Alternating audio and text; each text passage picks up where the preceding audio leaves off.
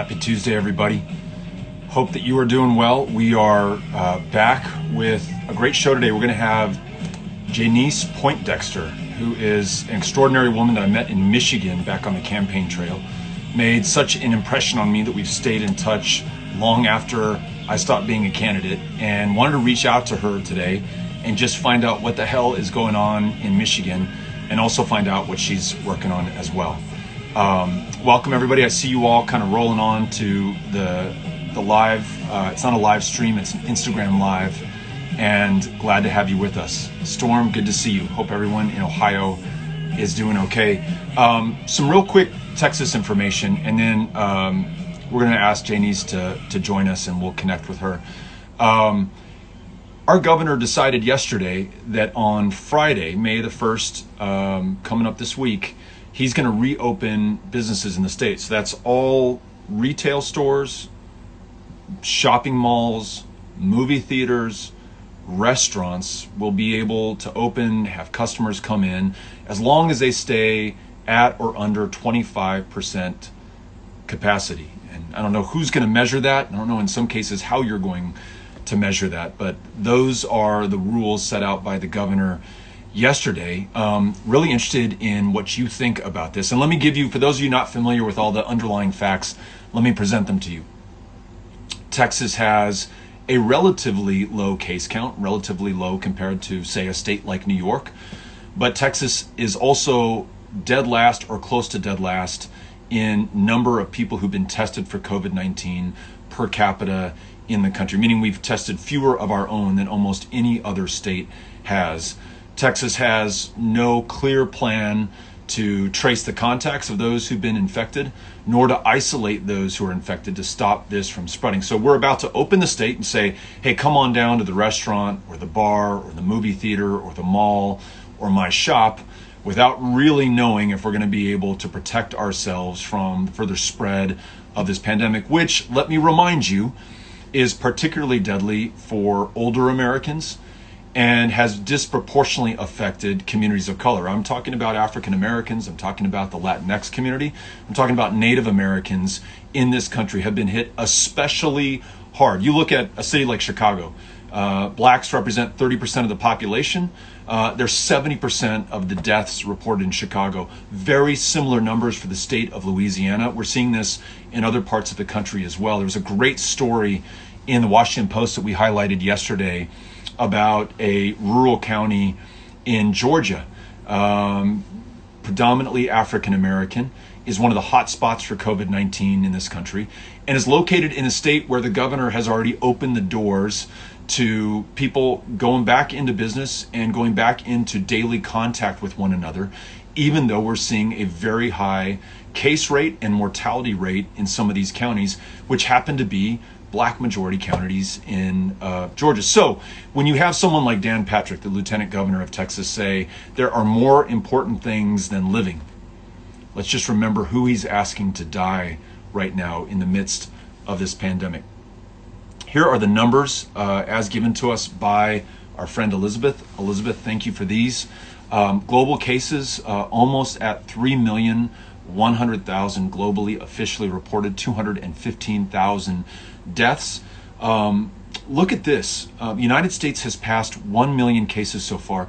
We are 4% of the globe's population, and we represent now more than a third of the cases globally. So we're 4% population of the planet, but we're more than 30% of the confirmed cases of COVID-19. Tell me we did not badly mismanage that. And say what you will subjectively, if you objectively look at the facts and the numbers and the data, there is no excuse for this.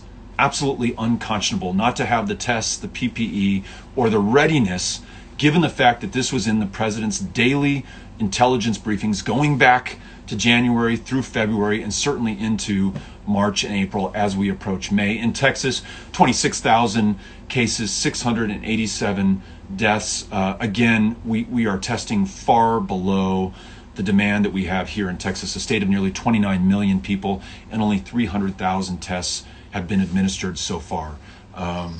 word that comes to mind is unconscionable to be this ill prepared for what we're seeing right now. And I'll tell you a story. Amy and I were walking in the neighborhood with Artemis, our dog, last night, and we passed the home of a neighbor who happened to be out on the porch with his wife and their young child.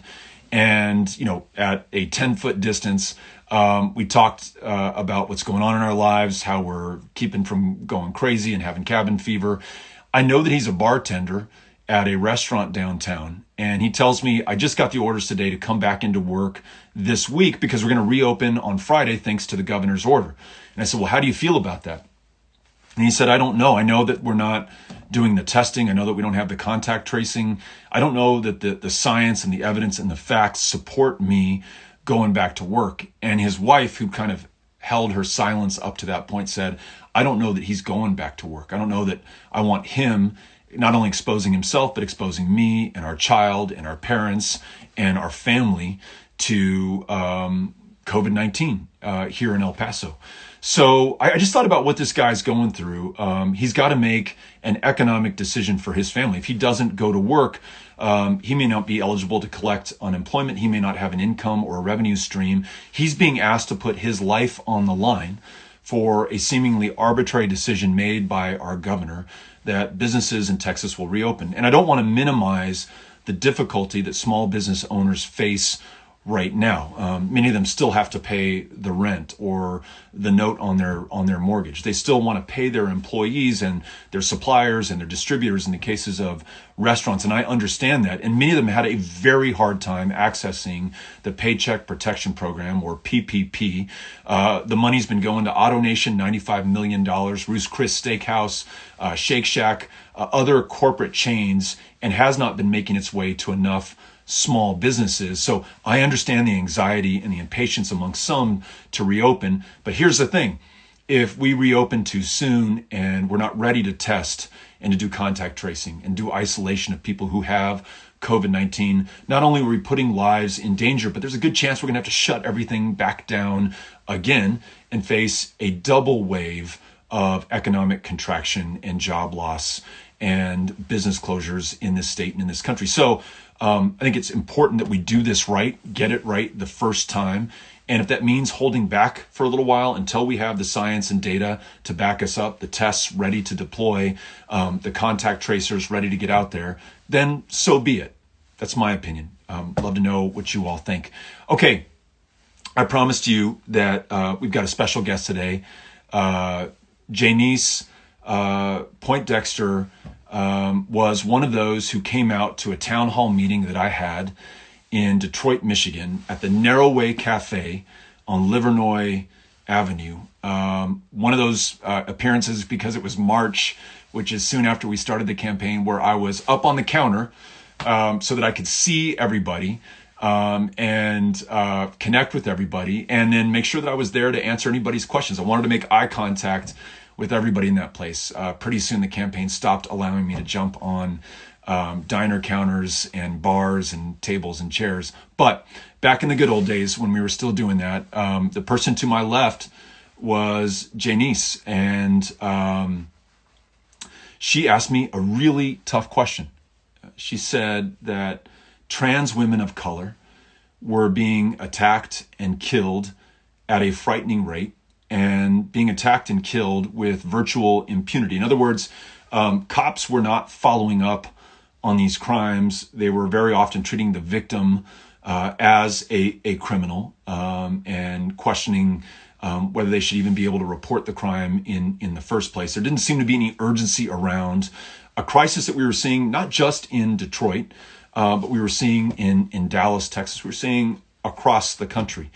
And I don't know that I had the best answer for her when she asked the question, but I did ask her, would you help me to address this issue both as a candidate and should I be lucky enough to serve? Would you help me to make sure that we meet this crisis with the urgency that demands? And she agreed that she would, and to her word, stayed in touch with me throughout the campaign. And then afterwards, after I had to leave the campaign, continued to get in touch with me. One, to make sure that I was okay, and two, to make sure that I was still fighting for these issues that she had brought to my attention. So I promised her this is a fight that I'm in till the very end, and she's somebody that I admire and want to follow in this fight. And so I thought, what better way to do this than to have her on this Instagram live show, allow her to tell us what she's working on, maybe explain to the rest of us outside of Michigan just what the hell is going on in that state where you have protesters armed to the teeth in the state capitol trying to, against the best scientific advice, put people in harm's way in the greatest pandemic we've ever seen. Get her opinions on the job that Governor Whitmer is doing, and then answer your questions. And again, there's a little question box at the bottom of your screen. You're welcome to ask me or Jey'nce a question, and I know that she'd be happy to answer it. So let me see. This is always fraught with peril, this point in the program where I try to connect us with our guest. And you know what, Kano? So I see her handle, Lady J Blessed, but underneath her handle it says unable to join. So if you could get on the horn with Jey'nce and make sure that she can join. So when I press the little radio button next to her, unable to join. All right, we're gonna work this out in real time. In the meantime, let me take your questions and see if I can connect with some of you who've already placed a question, and I won't steal any of Ms. Poindexter's questions.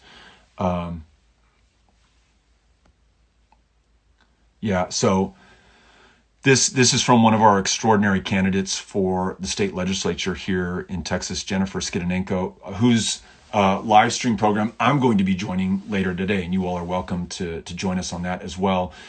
She says, I think we're going to end up back where we were real fast. And unfortunately, I think you're right about that risk and the very real danger that should we prematurely reopen this state, not only are we going to put people in harm's way, and that should be the thing that we're most concerned about, not only will people potentially die unnecessarily, and again, we should be focused on that, but we may find that we have provoked a further spread of COVID-19 in the state of Texas, and we'll have to retrench, withdraw, and close things down again, and be back right where we are right now. So great point, Jennifer.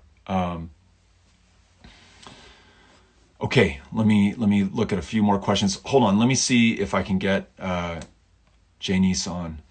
Come on, Kano, work your magic.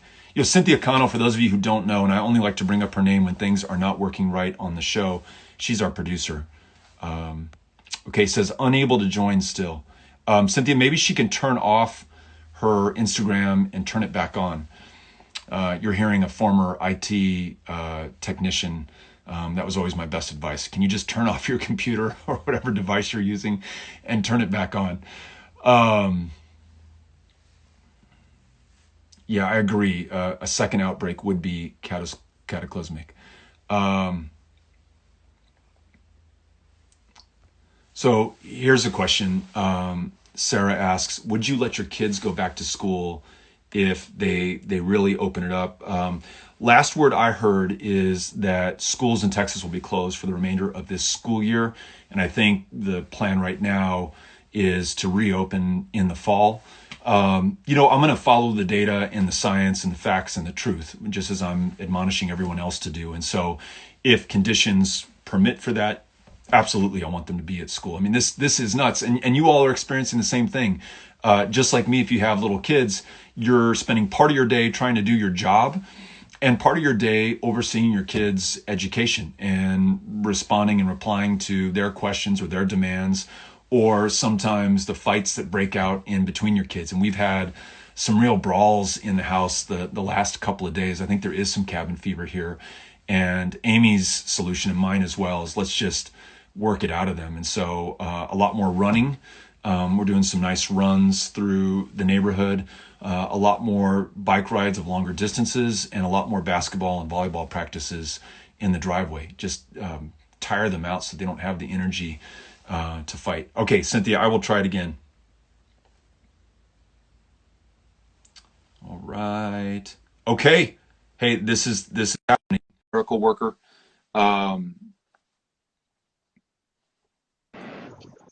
Hey. Okay.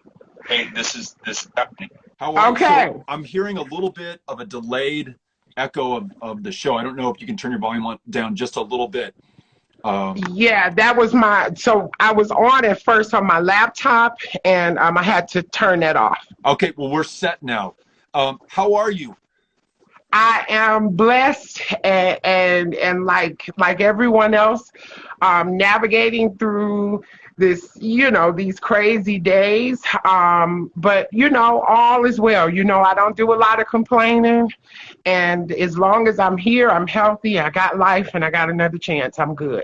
I love it. Let me do this for those who have not met you and don't know you. Let me read a couple of your accolades, and then I've got a couple of questions for you. Jey'nce is a transgender specialist and victim advocate for Equality Michigan. She's the vice president of Trans Sisters of Color Project. She advocates on a national level for the entire LGBTQ community.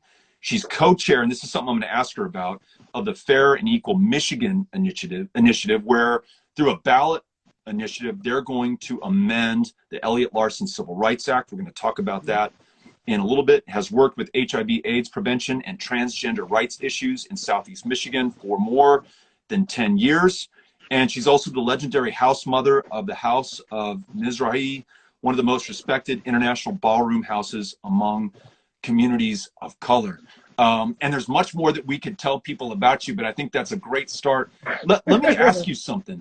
What is going on in Michigan? When we all saw the images last week of people armed with AR-15s and AK-47s on the State House steps in your state's capital of Lansing, trying to pressure the governor into prematurely reopening the state, is that representative of Michigan? What does that mean to you? And what do you want us to know about the way that people feel in Michigan right now? I'll say, well, they have that right to assemble, just like our wonderful governor said. To try and stop that would be imputing on their right. So it's welcomed, but it is not the sentiment that most Michiganders share. Most of us know and understand the importance of respecting the stay-at-home orders, the 6 foot, away from each other if you have to go out for essentials and things. And we realize that the statement of all of us being in this together means that there is sacrifices to be made from us all. And it's important to respect those acts and those kind of requirements, if you will, because it allows us to act unselfishly. We're not staying in just for us. We're staying in for our neighbors. We're staying in for our compromised elders. We're staying in to make sure that we can do our personal part to invest into the restoration of our country. And that's what it's really about. We support the governor here. She is a strong, wise, and beautiful person. And she has the interests of the people at heart. And I had the honor of meeting her before she got really popular on the campaign trail and before she won. And I vexed her spirit, and I prayed, and I thought out before I just gave her my vote. And I trust her. And so many of us trust her, and we voted her in to make those decisions that the regular person like me probably couldn't. And I probably wouldn't understand the importance of the decisions. But we elected her. And I say that we trust her. We have watched the measures prove themselves to be effective. The numbers are going down. But to be perfectly honest, that doesn't mean that we get happy and we get loose. Because what we do know is that this is a virus, and that means that it mutates. So it's not a question of if it's coming back, it's when. And if we want to learn the lessons from this go round to make sure that we properly prepare for the next go round, it takes sacrifice. It takes doing things that you probably don't feel like or don't want to do. It takes restraining from going to get your nails done or rushing out to a barber shop or a clothing store. It just takes a little bit more restraint and personal responsibility. So two things. One, you're getting a tremendous amount of love from the comments, and you can't read them at the same time you're talking. So I'll just share that with you. One person's comment: no one should be able to look this stylish in quarantine, with which I agree. And a lot of folks agreeing with your characterization of Governor Whitmer as a principled leader making tough decisions for the common good right now. Here's a question I have. So often we like to talk about the greatest generation, our parents or grandparents who grew up in the Great Depression, served in World War II, made extraordinary sacrifices, most of which we've never had to make or experience. And now our generation is being asked to make a significant sacrifice. And I don't want to minimize that for those who are out of work right now, those who cannot reopen their businesses, those who cannot go back to life as normal. It is really tough, and tougher for some more than others. And yet, here's a moment that calls for sacrifice. We know the consequence of failing to sacrifice or serve in this capacity. We will see more people die. And the deaths that we've learned about so far are just incredibly heartbreaking. Not only have lives been cut short, but people cannot be at the bedside of a loved one. They can't grieve at a funeral. They can't be with their families the way that we've all been with our families when a parent or a grandparent or a brother or sister or a child has passed away. And so, I don't know. I think we need to call upon this common sacrifice that we can make together, regardless of whether you are Republican, Democrat, independent, no me importa, as we say. Just, that stuff doesn't matter to us. Let's just all be in this together. And then I've got to ask you about this. I say we've all got to be in this together, and we know this affects everyone in the country, but it does not affect everyone in the country equally. That's right. Black Americans are dying at a far higher rate than our white Americans. Native Americans are dying at a far higher rate than our white Americans. We know that Asian Americans have been subject to racist attacks, some of them violent, because of the president's rhetoric and those who blame this on Chinese people or Chinese culture.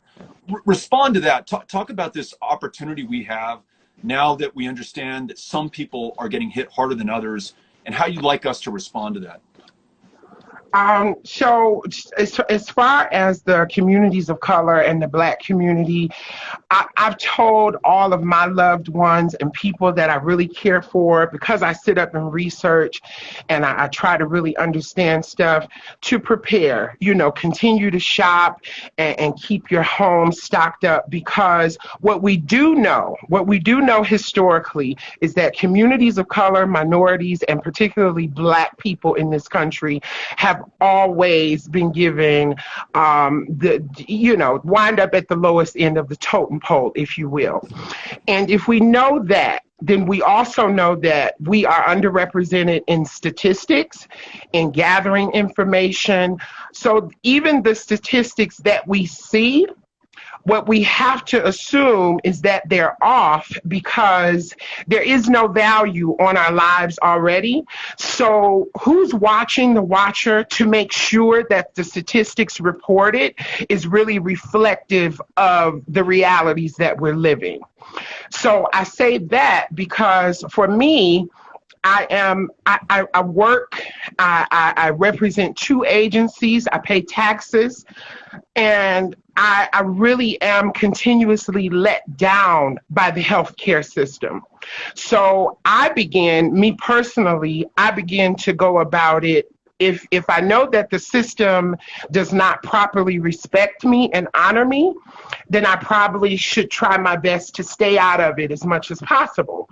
So I've personally went with the holistic approach. I went to the health food store and got me some elderberry oil and syrup and, Jey'nce, what does elderberry oil do for you?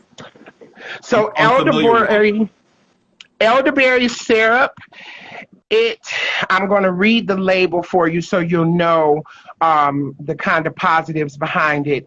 Once a staple in New England farm kitchens, elderberry syrup has been traditionally used for healthy immune system support. This syrup contains elderberries, raw honey, echinacea, propolis, and apple cider vinegar to help promote overall wellness. How does it taste? It doesn't taste that bad. It really tastes like berries, you know.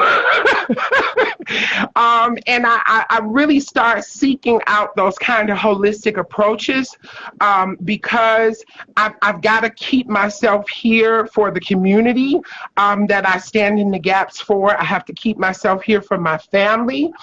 And I encourage all of my people to get up, kind of exercise, kind of spread some love, kind of keep busy through this time, because it's very easy to get complacent. It's very easy to say, well, you know, everything is in a disarray, so I can't focus. But I think right now, this time is really showing us the importance for people. It is showing us the preciousness of life and the fact that we all have our differences. You know, we come from different social, economic backgrounds, different homes, traditions, faith, beliefs, and values. But the constant story in the Bible, the constant story in the Word is love. Love covers a multitude of sin. And I think that this pandemic coming has made us turn back to caring for each other in a way that is so palpable. You know, you can feel it just walking around and going about day to day if you're out and have to go for essentials. I know me, myself personally, I see the mailman or the mail lady. I tipped one the other day. I paid, there's a small business, a bar that we all gather here. I donated to their staff fund. I bought the owner lunch. And it's not a huge thing. I'm not a multimillionaire. I don't have endless wealth. But the Lord has blessed me with resources. People call me to give out things. So I have more than enough. And I think it's just important that we all do what we know is missing in this world. We all look back and consider someone else. We look back and pull someone else into a space that they've been blocked out of. We look back and render the love that maybe we didn't get, that we know is transformative. It is time for us to really be in tune with people. I love that. I love that so much. And I tell you what, just to be candid, it's a struggle sometimes. And I know, not just for me, for many people that I've talked to stay positive in the midst of all of this, when sometimes it feels like your purpose, which could be your job, your ability to see loved ones, like, you know, not being able to see my mom or, you know, hug my family that doesn't live in this house, you know, those things can really bring you down, and to be stuck literally physically in the same place. But to try to intentionally use this as a time to be a better person and to connect in a way that's more fundamental and deep and caring and loving, which I'm trying to do with my kids to some degree of success and trying to do with Amy. Listen, we've only got a few minutes and we've got a bunch of questions that have come in for you. Do you mind going through a speed round? I don't. If we need to go over, look, you know how I am. I go with the flow. Whatever you need. So Caitlin says, are there Zoom ballrooms going on? And how can we cheer on your house? Well, I don't know about the Zoom ballrooms. I tell you, I've been so plugged in between the Fair and Equal Michigan initiative, my job and work responsibilities for Equality Michigan, and then my responsibilities for Trans Sisters of Color Project, and also mourning, you know, COVID-19 has touched my family. I've had an aunt pass. My sister was stricken with it, but thank God she recovered. So I've really been focused on making sure that we put out programming that speaks to the days and times that we're in. And so I haven't really been doing the ballroom thing. I've just been trying to make sure that I think of new ways to render services, to render help, aid, and support to the community. And you touched on something that I want everyone to understand. Thanks to you and others, but you were a leader of this. You were able to get something on the ballot for this November in Michigan, which would essentially rewrite the Michigan Civil Rights Act. It's called the Elliot Larsen Civil Rights Act. Right now, it prohibits discrimination based on religion, race, color, national origin, age, sex, height, weight, familial status, or marital status. You're going to change that if this ballot initiative is successful to redefine sex to include gender, sexual orientation, and gender identity or expression. So first of all, congratulations on getting that on the ballot. What you want us to know, and people in Michigan who are watching to know, about the importance of voting for that measure on November 3rd? So that initiative is started. We have the support of so many people. I'll tell you the importance of it first. Michigan is an at-will state, and currently right now, LGBTQ community members can be evicted from housing and fired from their employment just at the suspicion of being a part of the community. Amy Stevens, her case is in front of the Supreme Court right now, and she's from Michigan. She's a young lady from Michigan who was fired from her job due to her identity. And so this is a real thing that we see. I see it every day with my work with Trans Sisters of Color and Equality Michigan. People call me and they don't understand how in 2020 they can just be let go or just kicked out from their house. And it's an issue that you'll often hear religious persecution attached to. Oh, well, God don't like this. One thing about God is that he never threw people away. He never threw people away. People throw people away. And when we really start to dissect his word and really understand the true meaning of being a child of God, of the Most High, we understand how we're supposed to treat each other. The Fair and Equal Michigan initiative exist because there is no reason that a person's whole life and stability can be rerouted just at the suspicion thereof. So to get that done means stability. It means the ability for people to arrive and lead and navigate life the same way on a level playing field with everyone else. I should not face death, mistreatment, blockage from healthcare, blockage from education, blockage from sustaining myself, just because I have been linked or categorized as a person who has no value. And what we're doing and what we're trying to do with that initiative is assure those things.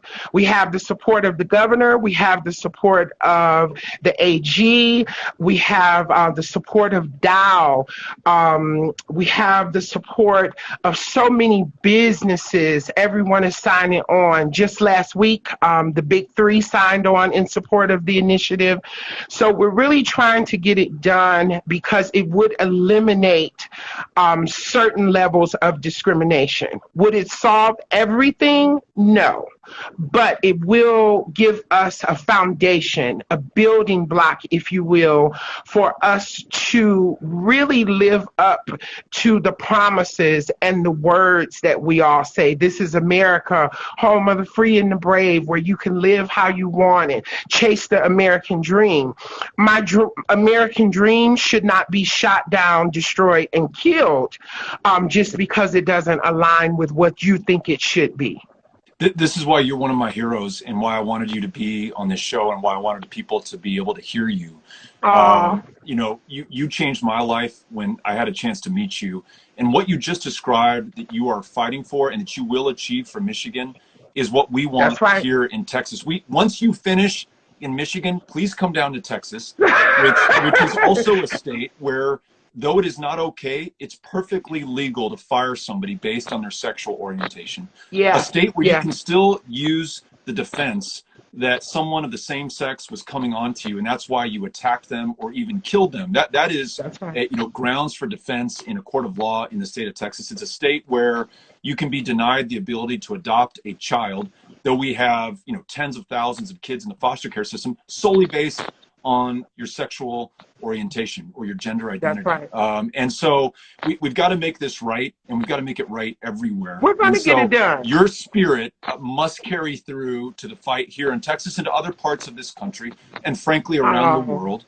where, just as you said, because of something beyond your control and something that's part of you and what makes you beautiful in the first place, that you would be punished or treated differently under the law. And you mentioned kind of this foundational principle of America, that we are all created equal and should be mm-hmm. treated equally under the law. You said, and I love this, you said, we have a chance to live up to that promise. We've never achieved it, That's right. ever. No, But we've never no, stopped fighting for it either. And it's been right. because of people like you that we have made progress along the way, and that we Oh, will make progress going forward. I just got to tell you this, and then we're going to let you go. I am so grateful just to be able to see you.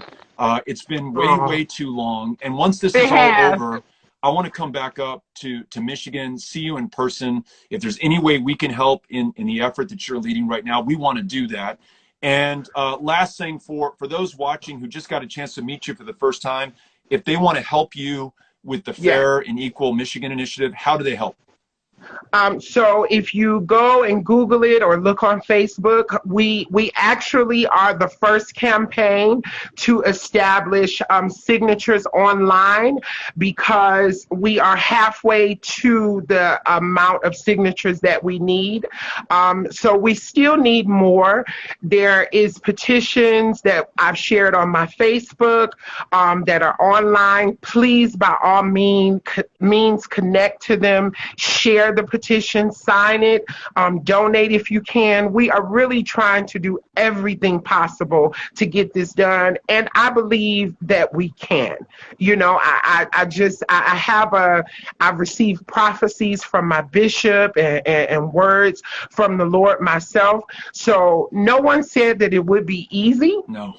but I'm dedicated and committed to the walk. And you're going to do it. I'm confident Oh of it. yeah. I feel it. Oh yeah. Well, good to see you. Stay safe, be well, Always. and know that we're on your team. And so put us to work. Whatever we can do to help you, we're there. Thank you. I love you so much. Please send my love to the children and to Amy. I will. And please do everything you can to uplift our wonderful governor. I cover her with prayer. God bless you all, and I love you so much. Love you too. Bye-bye. Talk to you soon, Mr. B. Talk to you soon. Wow. This is the show of heroes, right? I mean, these are just amazing people who have certainly changed my life, and I hope have made your life better. Speaking of, we're going to have a surprise guest just to kind of close out the show. Kano, our producer, good friend, and someone who's helped us run our campaigns and put this together, and connected me again with Ms. Poindexter. Cynthia, what did you think of that? Hey, Beto, I love her so much. From the first time I met her to hearing her today, I thought she did a great job and really positive energy. And so I think she would be somebody that I would love to be around. All right. Now, I've got some honest questions. Just be brutally, painfully honest. As I will be with you, I can hear my voice feeding back. So you've got the volume cranked or something with your phone. I don't know. It's still happening. Is that better, Beto? Can you wear, no? No? Let me see. Not Testing. working? Test. Yes, you got it. So Okay. All right. a couple of things. How do we make this better? So I just turned off comments. I don't know if you can tell. I don't know if that makes it better. There are some beautiful people commenting, and there are some questions that I read that I then repeat, or some comments that, begin a thought that I then, share with the guest. There are also some real assholes on there saying ugly shit that is just like, why the fuck are you out there, and go do something else with your life? But it makes them happy, and I've got to try to understand that. We could turn comments off during the interviews. I could get a better background. I mean, these sleeping bags right here, I can move them. I could string up some electric lights. I could have like a velvet curtain behind me. I could get a haircut. What are some things we could do? Well, first I got to say, you do you, Beto. That's my favorite. I like you when you're you. So I like your basement. I like who you are. I like what you do. And so I wouldn't change too much of that. But I do like you turning off the comments sometimes. And I think because people keep telling me, block the trolls. If maybe you and I can practice, and you can give me permission to. Oh, you want me to give you access to my Instagram account? I want access, Betty. I want you to give me access to it so that I can be blocking them. I just think they're bored. They're at home. They've got nothing better to do. So they're like, I'm going to log on to a live stream and make crazy comments. What percentage of them are in Russia, and what percentage of them are in the US, do you think? I would have to say probably more than 50% of them are from Russia. That's my guess. And to be clear, it's not the dominant comment that we see. It's just they're stinky enough. It's like a turd on the breakfast table, where even though there's so much other great food around you, it still stinks up the place, and you want to just turn those off. So anyhow, we can turn them off. We can turn them back on again. This is commenting coming back on. Anyhow, so but you're doing a great job as the scheduler for the show. The guests that you're getting us are amazing. So thank you for that. I've just been so impressed with everyone that we've heard from. Yesterday, Andy Slavitt giving us a master class in public health and how to stop the spread of COVID-19. Today, Jey'nce, just amazing and so inspiring. Tomorrow, speaking of guests, we've got, thank you, Christy, for sending us those graphics. But we've got the county judge from Harris County, which is home to Houston, Texas. Largest county in Texas. Houston, I think, is the 4th largest city in the United States of America.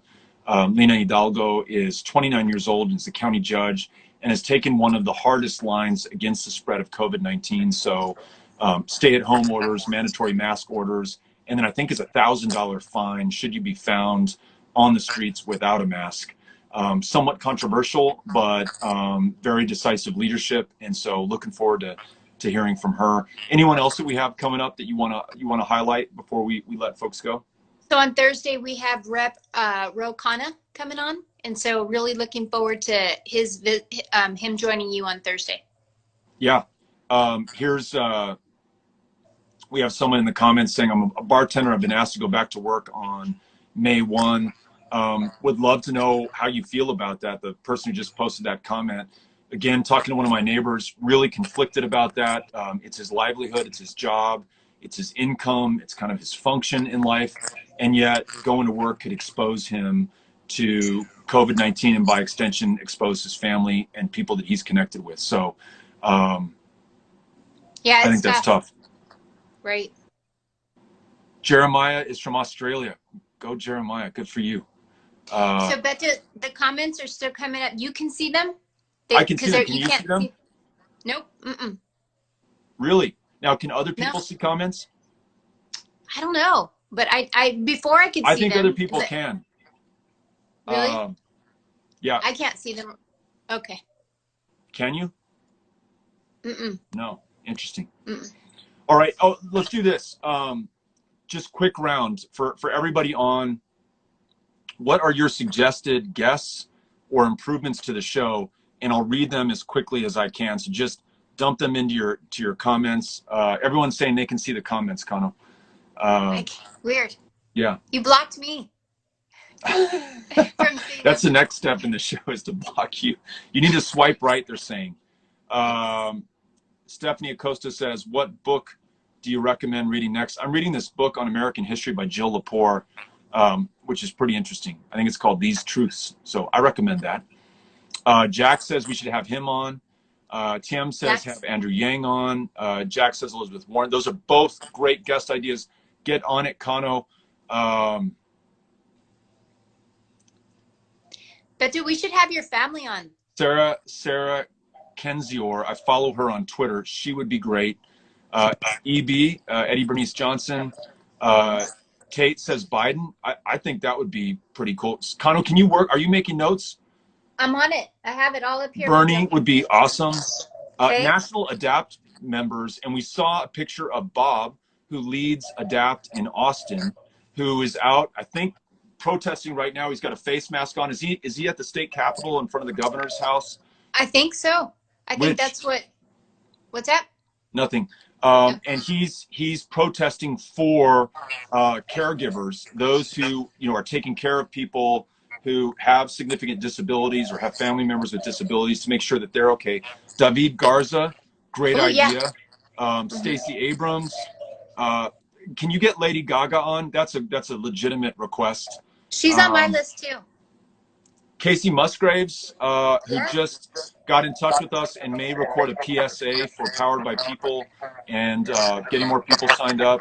Nancy Pelosi, TM, I think, is talking about President Obama, who she's connected to on a first-name basis. Dan wants Ted Cruz. That could be interesting. The Pod Save guys, Taylor Swift. So, Kano, last thing, this is unique to you. So I can hear, I'm feeding back from your phone.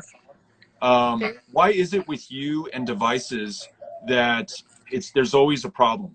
I know. From our first week of working together, where you had your phone on nuclear alert, DEFCON 5, to almost every town hall, just something. Matthew McConaughey is a good one, Obama.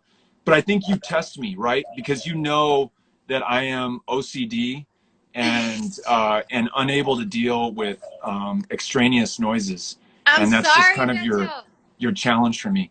Clay Aiken. Sorry. Casey Jacqueline's super excited about Casey Musgraves. All right, Kano, any parting words?